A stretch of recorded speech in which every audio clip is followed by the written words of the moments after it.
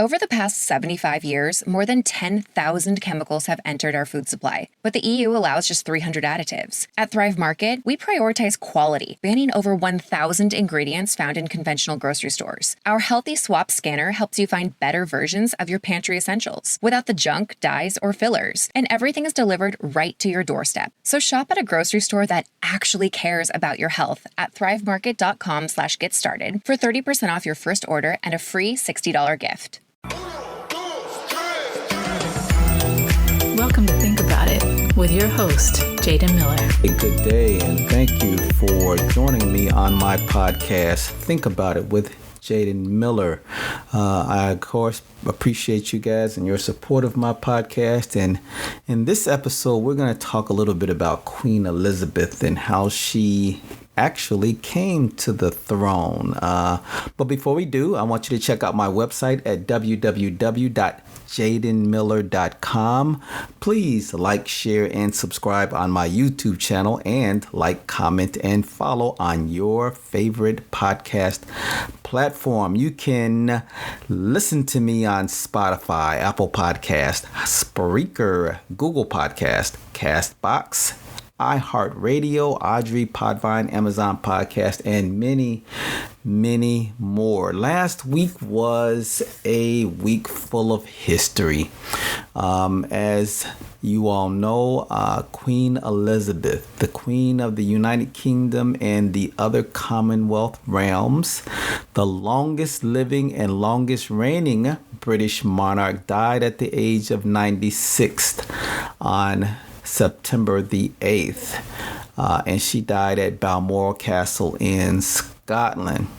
As you know, upon the Queen's death, Charles, or Prince Charles as he was affectionately known, her eldest son, immediately became King of the United Kingdom and the 14 other Commonwealth realms. And so now he is titled His Royal Majesty King Charles III. Queen Elizabeth's death set in motion Operation London Bridge, a collection of plans including arrangements for her funeral, and Operation Unicorn, which set protocols for the Queen's death in Scotland. The United Kingdom is observing a national mourning period of 10 days, and the state funeral service for Queen Elizabeth II is due to be held at Westminster Abbey on September the 19th at 11 o'clock a.m. The Queen had been in good health for most of her life. Throughout 2021 and 2022, the Queen faced several health issues. In October 2021, British media reported that the Queen had begun using a walking stick during public engagements.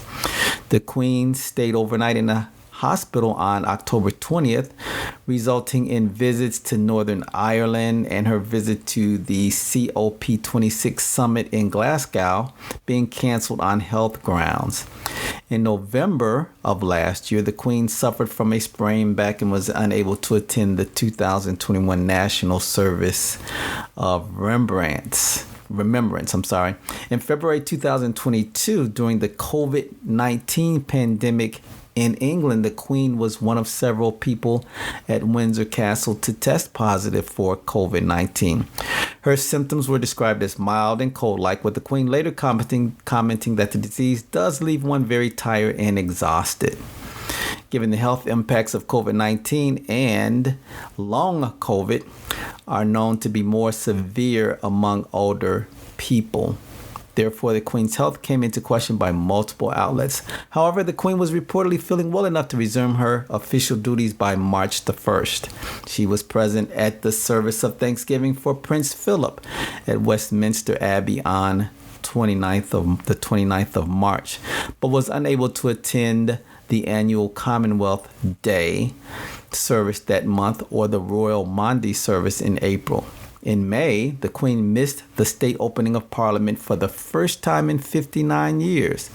She did not attend in 1959 and 1963 as she was pregnant with Prince Andrew, the Duke of York, and Prince Edward, Earl of Wessex, respectively. In her absence, Parliament was opened by the Prince of Wales, who, of course, at the time was Prince Charles, and the Duke of Cambridge as councillors of state. The Prince of Wales, the heir apparent gained more official responsibilities towards the end of the Queen's life and stood in for her at the state opening of Parliament. In June, the Queen did not attend the national service of Thanksgiving for her Platinum Jubilee. Official sources mentioned her discomfort at standing during the military parade celebrating her official birthday on the first day of celebrations. During the celebration, the Queen was largely confined to balcony appearances. On September 6, 2 days before her death, the Queen accepted the resignation of Boris Johnson and appointed Liz Truss to succeed him as Prime Minister at Balmoral Castle in a break with tradition. This was usually done at Buckingham Palace. On September 7th, she was scheduled to attend an online meeting of the Privy Council of the United Kingdom to swear in new ministers in Truss's government, but it was announced that the meeting had been canceled after she was advised to rest by doctors. The Queen's final public statement issued that same day was a message of condolences for the victims of the 2022 Saskatchewan stabbings, and those stabbings happened this prior week in Canada. Queen Elizabeth, of course, was a monumental figure in not only British history, but in world history as well.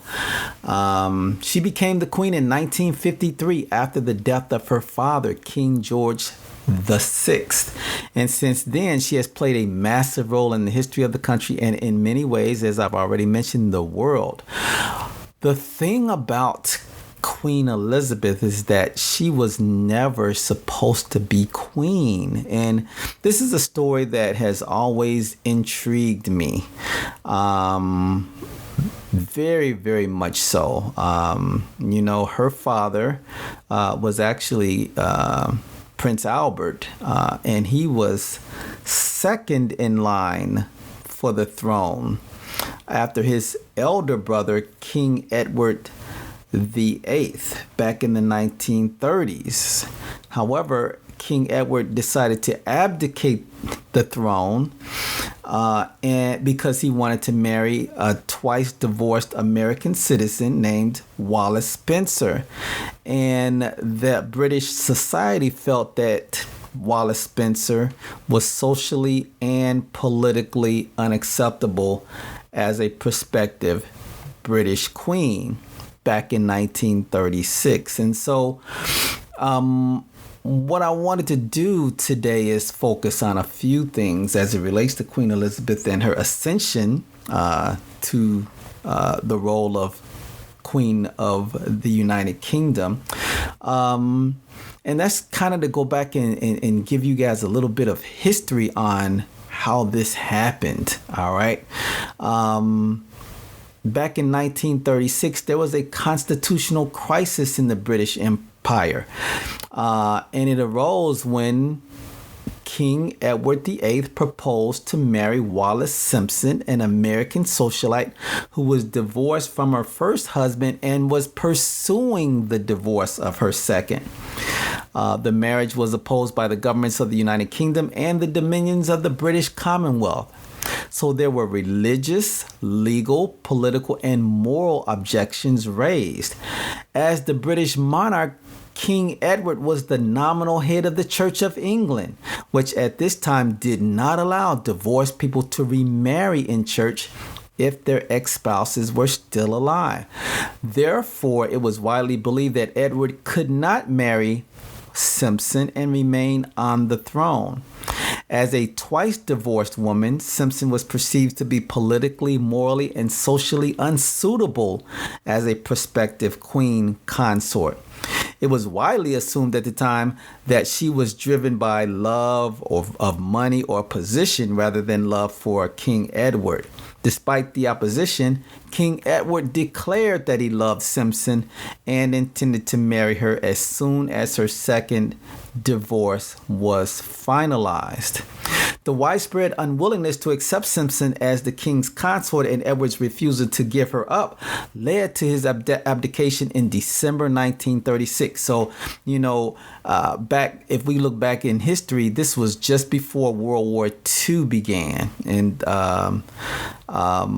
there was a lot going on in Europe with Adolf Hitler and the Nazis really gaining steam. And, I'll talk briefly about how King Edward was seen to be a Nazi sympathizer.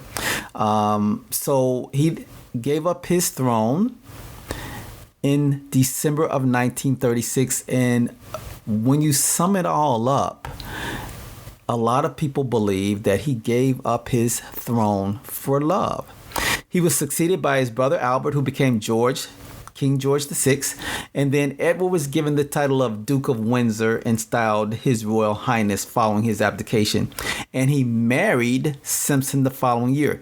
Now, some people question, her, and whether or not she was driven by love or money or position. Well, they remained married until his death 35 years later.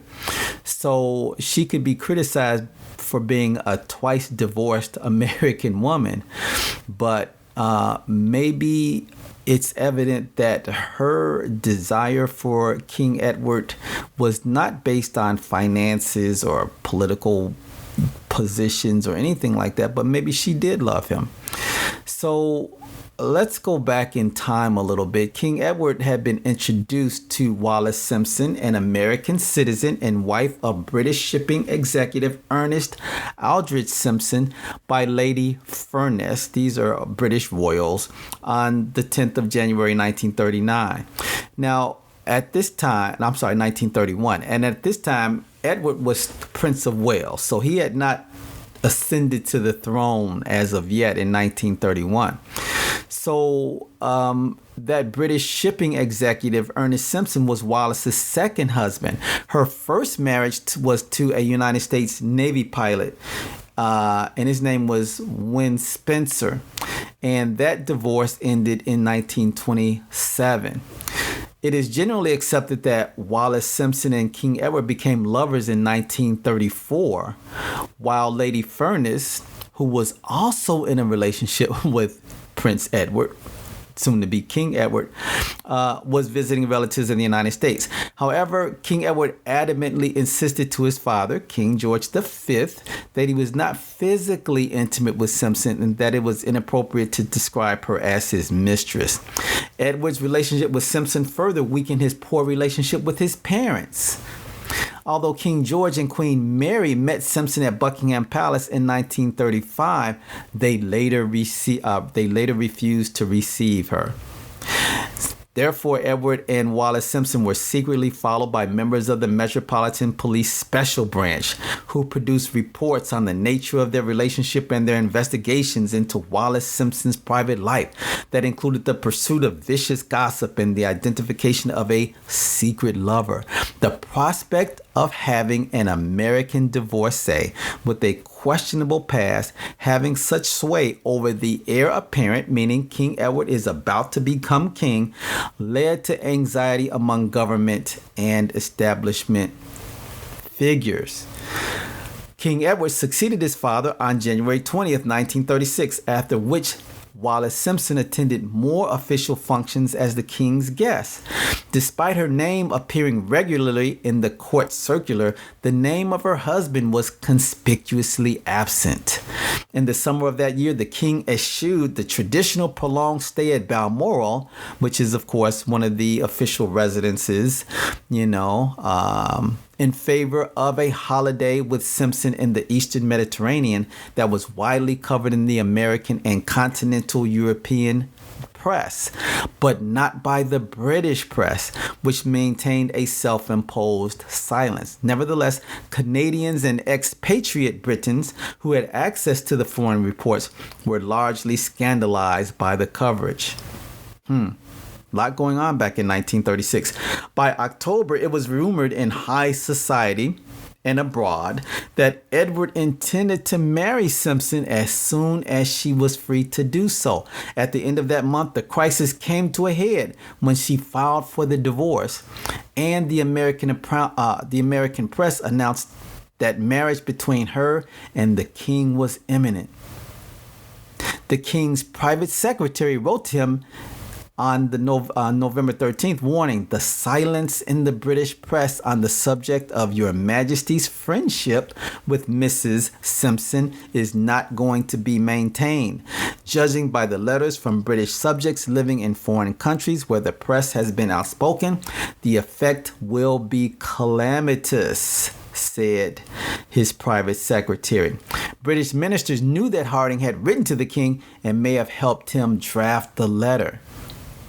The king invited Prime Minister Stanley Baldwin to Buckingham Palace the following Monday, which would have been November 16th, and informed him that he intended to marry Wallis Simpson. Baldwin replied that such a marriage would not be acceptable to the people, stating, "The queen becomes the queen of the country. Therefore, in the choice of a queen, the voice of the people must be heard." Baldwin's view was shared by the Australian High Commissioner in London, Stanley Bruce, who was also a former Prime Minister of Australia. On the same day that Harding wrote to the king, Bruce met Harding and then wrote to Baldwin, expressing horror at the idea of a marriage between the king and Simpson.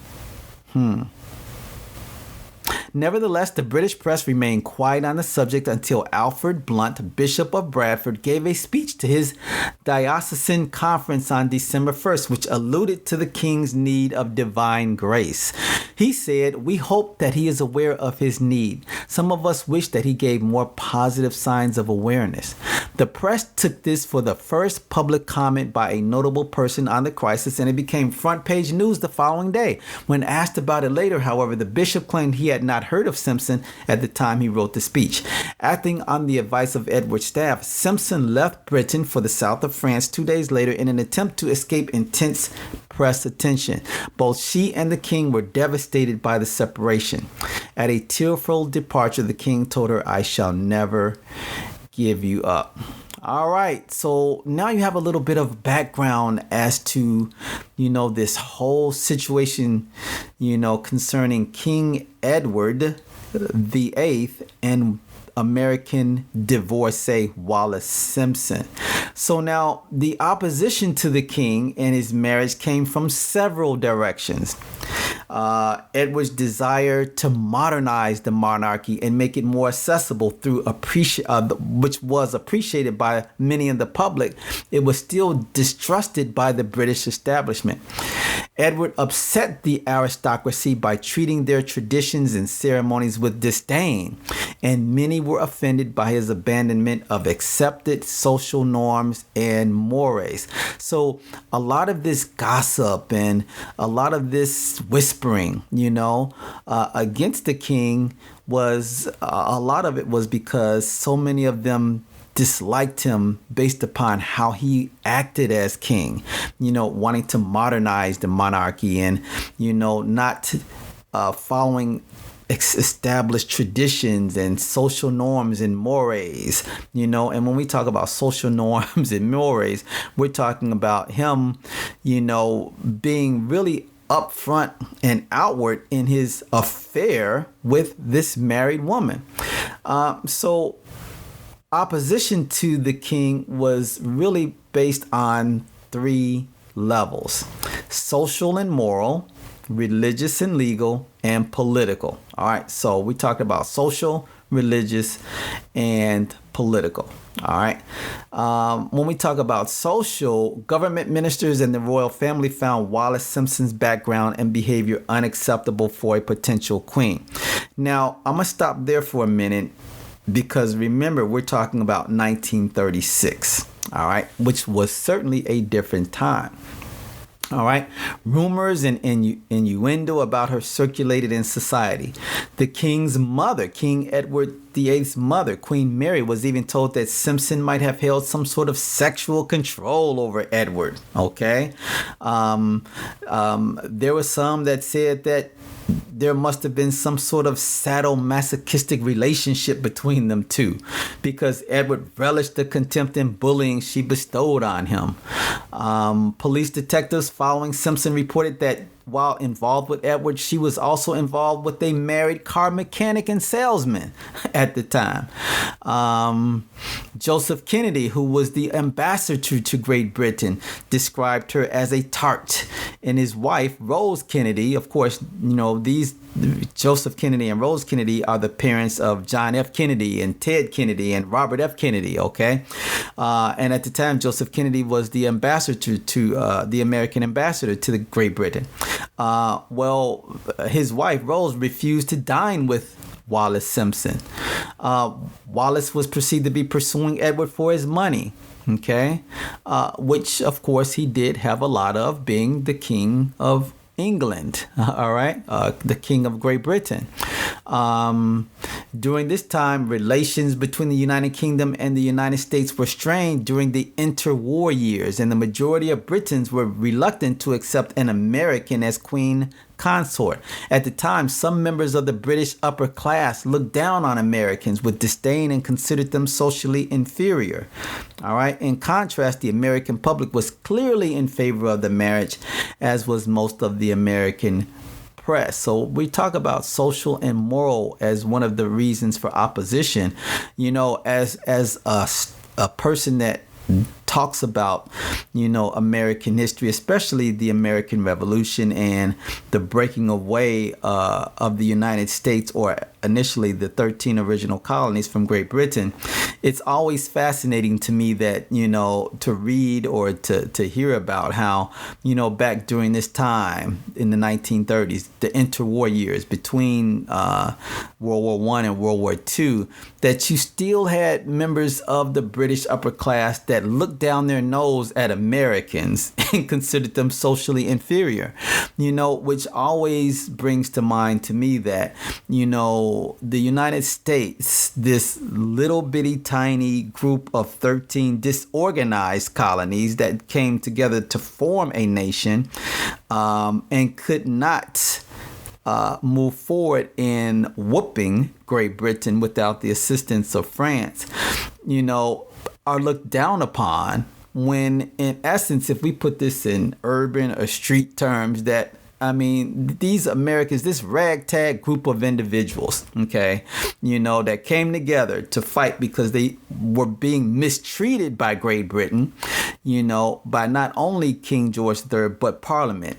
I like to lump those two together because remember, the monarchy at the time had little power.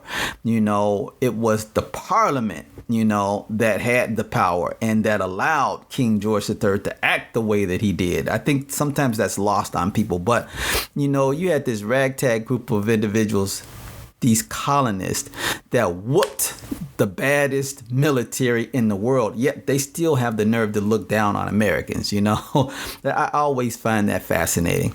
So as I mentioned, there were three oppositions. There was social and moral, which I just talked about. Then there was religious.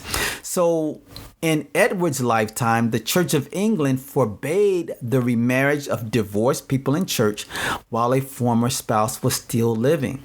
The monarch was required by law to be in communion with the Church of England and was its nominal head or supreme governor. In 1935, the Church of England reaffirmed that in no circumstances can Christian men or women remarry during the lifetime of a wife or a husband.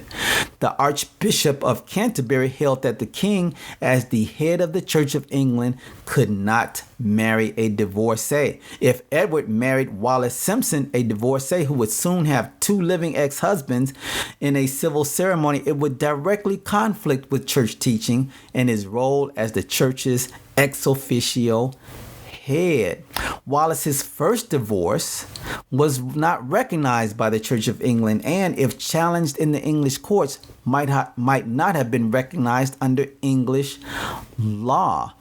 At the time, the church and English law considered adultery to be the only grounds for divorce. Consequently, under this agreement, her second marriage, as well as her marriage to Edward, would be considered bigamous and invalid. The Matrimonial Causes Act of 1937, which was passed shortly after Edward and Wallis's marriage, would allow for numerous other divorce justifications at the legal level. All right. And then finally, and I'm going to talk about the religious one in just a second, but then there's the political one. King Edward had a mouth on him.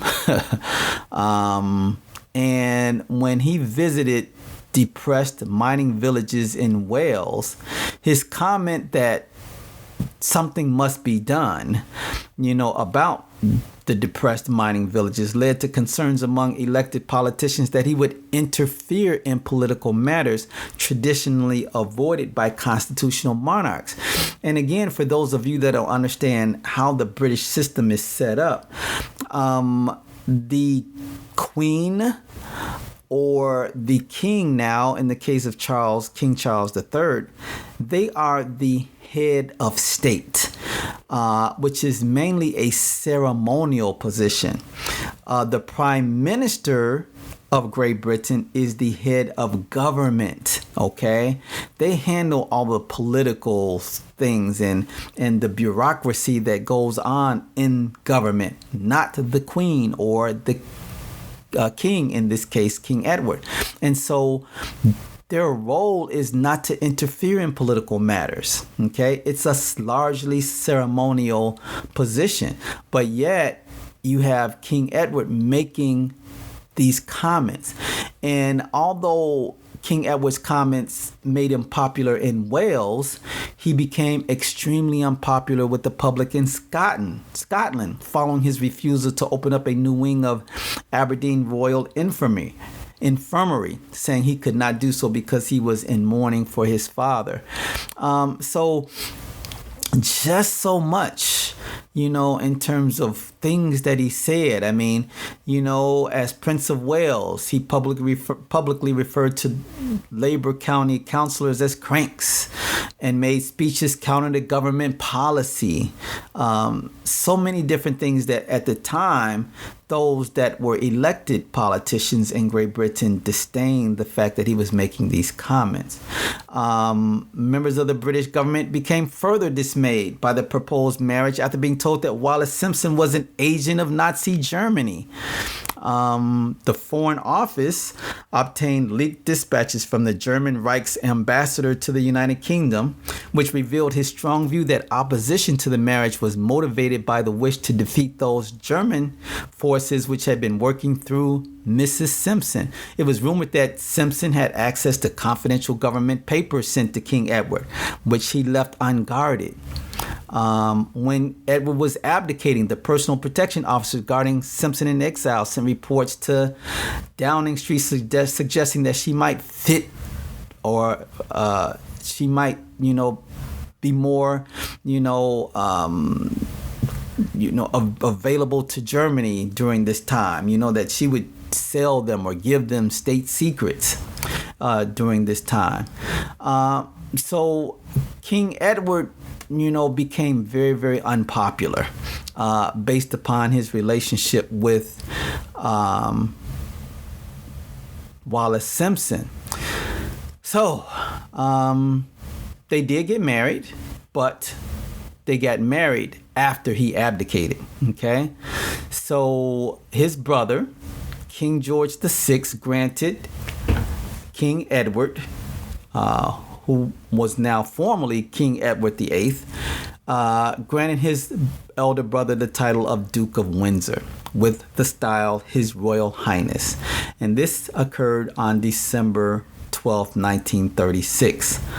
On May 3rd the following year, the Simpson divorce was made final. The case was handled quietly and was barely featured in some newspapers. The Times of Great Britain printed a single sentence below a separate and seemingly unconnected report announcing the Duke's departure from Austria. On June 3rd, 1937, formerly King Edward, now the deposed, or actually I shouldn't say deposed, the now abdicated King Edward, married Wallis Simpson, and she became the Duchess of Windsor. But much to Edward's disgust, George VI issued letters patent that denied her the style of Her Royal Highness. So, all of these titles and all of this royalty and stuff is a little bit confusing, but in other words, King Edward, I keep calling him King Edward. He was King Edward, but now he's he's now the Duke of Windsor. He felt slighted that his younger brother, who is now king, denied his now wife the title Her Royal Highness. So now you have King George VI, who is starting to get very busy. And he's starting to get very busy because Germany is starting to really move towards occupying the whole of Europe. In October of 1937, now King Edward and Wallis Simpson visited Germany against the advice of the British government and met Hitler, at one of his retreats. And then during the visit, King Edward, or now Duke of Windsor, because as I mentioned, he's abdicated his throne, he now gives full Nazi salutes. Okay, full Nazi salutes. In 1937, the Duke wrote that Hitler persuaded him it was in Britain's interest and in Europe's too that Germany be encouraged to strike east and smash communism forever. Edward thought that, the Nazis who are gaining this steam, that are now starting to really march ahead in Europe for negative reasons, he felt that we could be fence sitters while the Nazis and the communists slug it out. Of course, we know that wasn't the case. So after the outbreak of World War II in September 1939, Edward was assigned to the British military mission in France. And in 1940, the German ambassador in The Hague claimed that Edward had leaked the Allied war plans for the defense of Belgium. When Germany invaded the north of France in May 1940, the Duke and Duchess fled to Lisbon. It's said that, the Duke of Windsor was well known to be pro-Nazi, and that Winston Churchill threatened him with court-martial if he did not return to British soil. He was appointed governor of the Bahamas in 1940. And it is said that he stated after the war is over and Hitler will crush the Americans, we'll take over. Will take over? The British don't want me as their king, but I'll be back as their leader. He was reported as saying that it would be a tragic thing for the world if Hitler was overthrown. So you had all of these different comments that are associated with King Edward, or the Duke of Windsor now. And this reinforced the belief of many that he held Nazi sympathies, and the effect of the abdication of 1936 was to force off the throne a man with extreme political opinions. All right.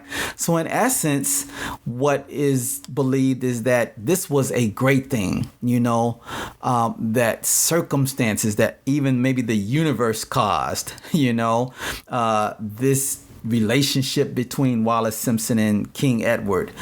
And that because of the political, because of the religious, because of the social reasons for why King Edward was now unfit to be king, that those things are certainly part of the reason why it was a great thing that he did abdicate, that there was sort of a forcing of him to leave because this man had Nazi sympathies. All right. And so when his brother, King George VI, or his name was Prince Albert, but he became King George VI, this is now seen as a great thing because he becomes king and his daughter, his firstborn daughter, is now set up to become the queen after his death. King George VI died at a relatively young age. His rule was not smooth. He had to guide the country through World War II and a number of political tensions in the United Kingdom. He died of coronary thrombosis in 1952 after suffering from lung cancer and various other illnesses for quite some time. And if I'm not mistaken, he died at the age of 56. And so Elizabeth now, Queen Elizabeth, the one who just passed on at the age of 96 and who spent over 70 years as the leader of the United Kingdom, all right, she was never, ever supposed to be queen. It's only because her uncle, King Edward VIII, fell in love with a divorced woman and then insisted that his love for her was so strong that he gave up his throne so that he could be with the woman that he loved for 35 years. Some people see this as a great love story. Some people see this as absolutely foolish, that he would have this affair with this woman who was having, at least at the time, people were saying that, she was having an affair, while she was having an affair,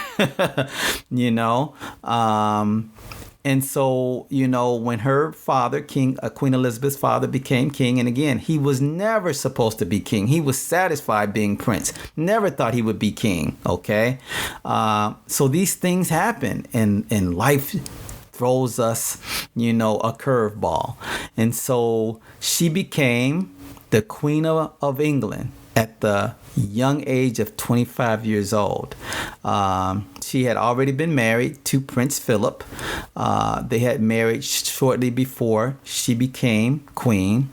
And she was in Kenya when her father passed, and she was named Queen of England. And so, or she was named Queen of Great Britain, of course, its territories. And so that's really the story of Queen Elizabeth and how she became queen.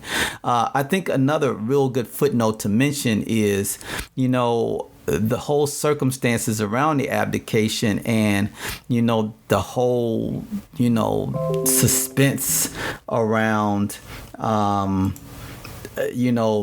the divorcee and the divorce rather of Wallis Simpson and the affairs and that kind of thing, how it's so different that, in the 1990s, all right, a mere 60 something years later, how those same mores and those same politics and those same religious beliefs, have changed. So you have Queen Elizabeth, who is sitting on the throne, who is now dealing with her own son, Prince Charles, all right, who married Lady Diana, the Princess of Wales, and never truly loved her, but loved his current wife, Camilla. And during their entire marriage, his entire marriage to Diana, the mother of Prince Harry and Prince William. So society has changed so much. So you have, Prince Charles, who is having this long-term 30-something year affair with, Camilla, his girlfriend. He's, some say that, that was his best friend. That's the really the only woman he truly loved. But that, over those years after, his wife, the Princess of Wales, Diana, after she, divorces him, and then, she's involved in another relationship and then unfortunately dies, he's divorced. He had affairs, or at least one affair that we know of, and yet he's still able to ascend to the throne. It's just that difference of 60 some odd years, and how that makes a big difference in how people have just changed, So Prince Charles is now King Charles III, a divorced king, who is married to a divorced woman who now becomes queen consort. So anyway, just really, really fascinating, and I thought I would share that with you all. It's still really, really sad that we see the death of Queen Elizabeth, who had such a tremendous impact on history. And for some, that was a great history, 70 plus years on the throne, died at the age of 96. She was married for over 70 years to Prince Philip, who became the Duke of Windsor. An amazing love story between the two, an amazing history of, her, seeing 15 prime ministers and 13 American presidents and so much more, and how she traveled to many, many different places, and how she upheld her role with such dignity. Of course, not without scandal. Of course, there's lots of scandal. There's Lady Diana, and then there's Prince Harry, and then of course there's Prince Charles, and then there's her other son, Prince Andrew, and his whole Jeffrey Epstein, and soliciting these young girls and all that kind of stuff. All that is part of her history as well. And so again, still saddened by the death of Queen Elizabeth, who was a major figure on the world stage. At a later time, I want to talk a little bit more about Queen Elizabeth and her rule, and how there are many people, many countries, and in history, many feel as though her rule was one of a continued colonialism, which the British Empire has been known to have done. How many, the tons and tons of millions of people who were negatively impacted by her rule, and the rule of her ancestors, and then also some people feel as though she plundered, well, not she by herself, but her crown, the British monarchy, how they plundered tons and tons of money and riches from India and a lot of the African countries, and even more. So that's a subject for another time. I thank you guys for listening. Just wanted to pay homage to a great woman in history, Queen Elizabeth II, and to talk a little bit about how she actually became queen, the queen that was never supposed to be queen. So again, check out my website at www.jadenmiller.com, and please like, share, and subscribe on my YouTube channel, and like, comment, and follow on your favorite podcast platform. All right, this is Think About It with Jaden Miller. Thank you very much for your attention, and I appreciate you guys. I'll look forward to the next episode, which will come up pretty soon. Everybody have a great day. Thank you for listening to Think About It with Jaden Miller. Don't forget to like and subscribe to his YouTube channel, and like and follow on your favorite podcast platform.